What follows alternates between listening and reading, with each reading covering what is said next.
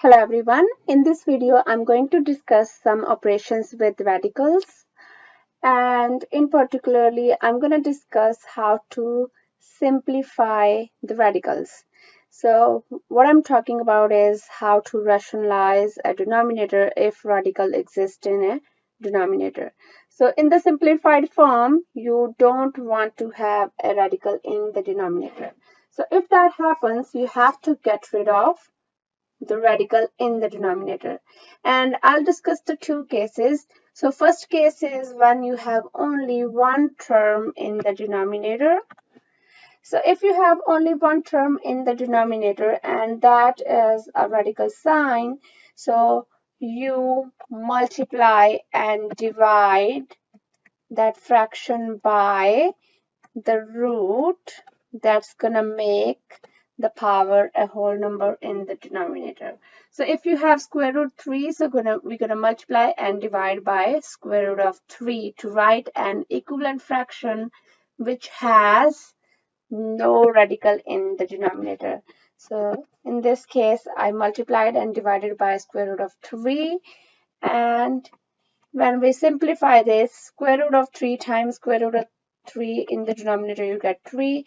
On the top, we have square root of 3 times square root of 3 plus 6. And then we expand this.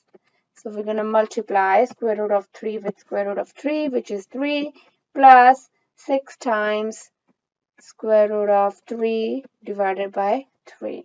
So this is our simplified form, and we can simplify a little bit more because we can take 3 as a common factor out, and inside we are left with 1 plus 2 square root of 3 and 3, and in the end we notice that 3 and 3 they cancel each other, and we have 1 plus 2 square root of 3. So this is our final simplified answer which has no radical in the denominator. Alright, so we'll do one more similar example. So when we have only one term in the denominator. So next one is square root of 3 plus square root of 2 over square root of 2. So in this case, in the denominator, we have square root of 2 and we want to get rid of the square root sign. So I'm going to multiply and divide by square root, because when we square this thing, it's going to get rid of our square root sign.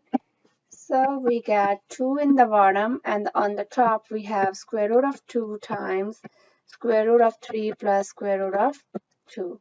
And we're going to expand the top. So square root of 2 times square root of 3 is square root of 6 plus square root of 2 times square root of 2, which is 2. So what I just did is the expansion of this. And in the denominator, we have a 2. And in this case, we cannot really take anything out. So you can just leave your answer here, or if you want, you can split these two fractions and you can write plus 2 over 2, which is square root of 6 over 2 plus 1. But that's all about it. So this is our simplified form, and our denominator is free of any radical sign.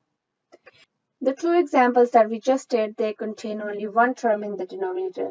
Now I'm going to discuss what happens when you have two terms in the denominator and you want to rationalize your denominator. Rationalize means you want to make it free of any radicals.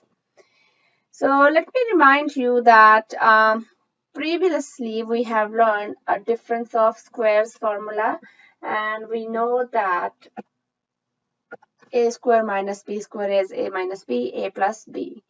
What if instead of having a and b, we have square root of a and square root of b?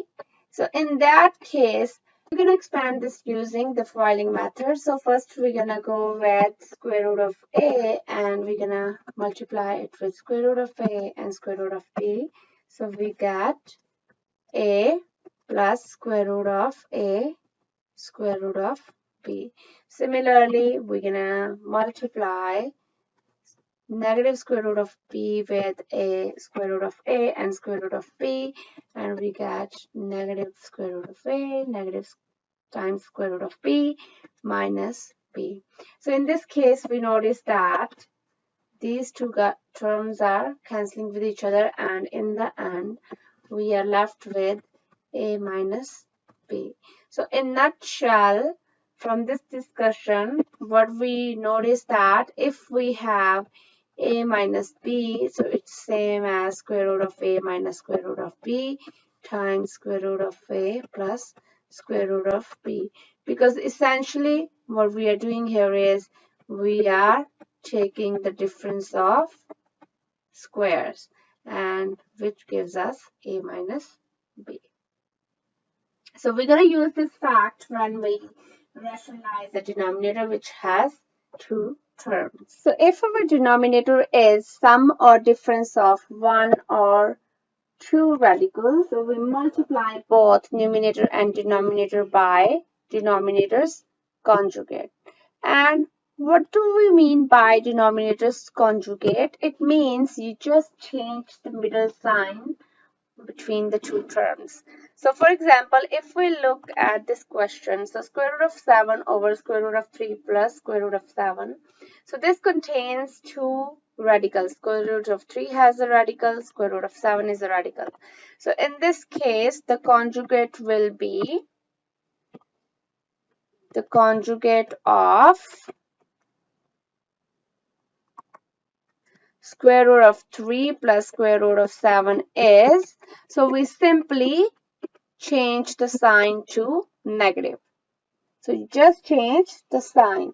So what we're going to do in this case, in order to get rid of our radicals in the denominator, or in other words, in order to rationalize our denominator, we're going to multiply and divide by the conjugate.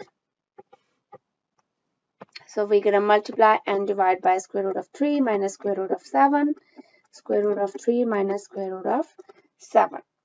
So when we do that, so we notice that in the denominator, we have this form square root of a minus square root of b and square root of a plus square root of b, so which is square root of a square minus square root of b square, or in other words, a minus b.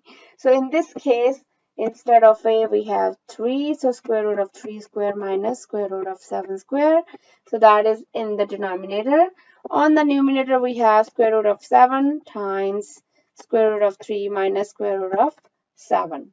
So we expand our numerator, so we get square root of 7 times square root of 3, which is square root of 21. And square root of 7 times negative square root of 7 is minus 7. In the denominator, we have 3 minus 7. So this is our answer. So we get square root of 21 minus 7 over negative 4. So that is our final solution. And our denominator is free of any radicals. Either you can write your answer as this, or if you want, you can get rid of that negative and you can multiply numerator and denominator by the negative sign. So in that case, you will get your answer as this. So both forms are acceptable because our main goal was to simplify. So that means to get rid of radical in the denominator. Let's do a few more examples. So think about how can you get rid of denominator in the next one. So in this one, we have square root of a over 2 times square root of a minus 3. So first step is, if we notice that there are two terms in the denominator and only one of them is the radical, so it doesn't matter if only one is radical or two are radical. As long as you have two terms, you have to multiply and divide by the conjugate. So in this case, the conjugate will be 2 times square root of a plus 3, 2 times square root of a plus 3. So you just change the middle sign. So once we do that, so in the denominator we get 2 times square root of a square of that, because it's the form a square minus b square. And on the top, you're going to multiply, you're going to expand this multiplication. So what we get on the top is 2a plus 3 square root of a, and on the bottom you get 2 times a, actually 2 square times a, which is 4a. So it should be 4a minus 9. So overall, that's what we get. So 2a plus 3 square root of a and 4a minus 9. We cannot simplify it any further. And this is our answer, which is free of any radicals in the denominator. All right, let's try one more. Okay, so think about this one. In this one, we have two terms in the denominator.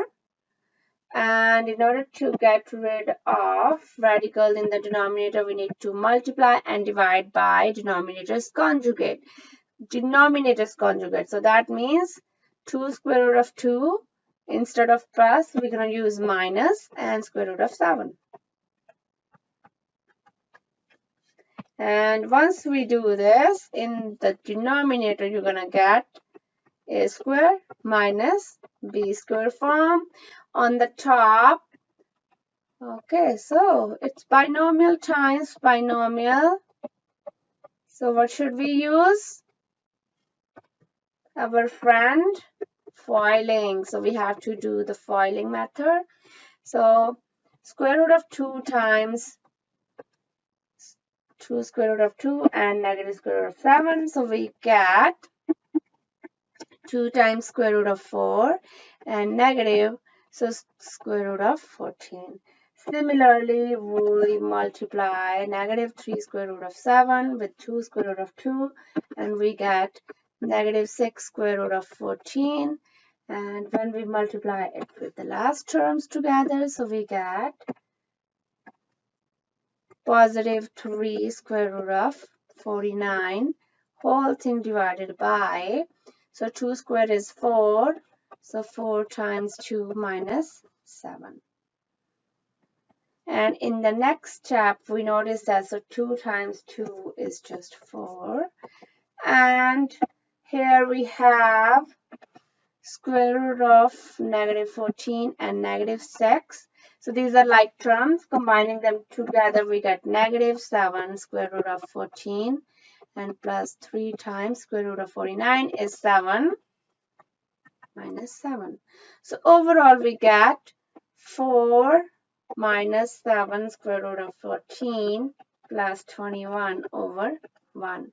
And in the end, we notice that we can really combine our, so we can combine our terms 21 and 4. So we get 25 minus 7 square root of 14. So that's our final simplified result. So in this video, we discussed the two cases of rationalizing the denominator. So if you have only one term, you simply multiply and divide by that radical. If you have two terms, you multiply and divide by denominator's conjugate. And this will help you to get rid of any radicals in the denominator and give you the simplified answer that you are looking for. I hope that makes sense, and I'll see you guys next time. Bye for now.